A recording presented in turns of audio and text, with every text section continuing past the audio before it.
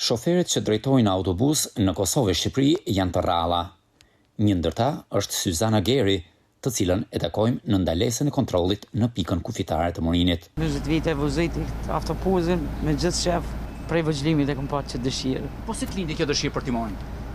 Po se di kur i pasha mu duke interesant tana kjo kon dëshira jeme. Por Syzanën nuk është as pak problem, apo të ketë vështirësi drejtimi i një autobusi.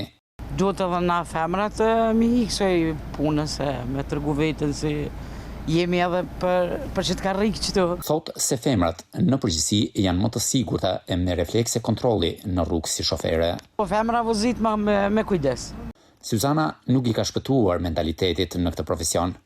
Kujton edhe raste në të cilat është përballur me udhëtar që kanë hezituar të hypin në autobus. Po kemi pas, kur jemi nista në rrugës, kur e kanë pasë që po voziti, një kënd të lumtur. Në çdo rast, Syzana thot se përpiqet të krijojë atmosferë relaksi për udhëtarët. Po një herë ju nuk kam qef mi pengue se ne jemi mësu atje jashtë nuk kemi drejt as muzikës ku gjo me dëgju.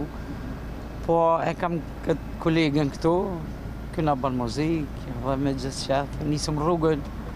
Syzana udhëton në linjat ndërkombëtare të transportit publik Kosovë-Shqipëri për gjatë gjithë periudhës së vitit, ndërsa periudha e verës kanë ngarkesën më të madhe, duke kryer shpeshherë edhe 2 rrugë në ditë.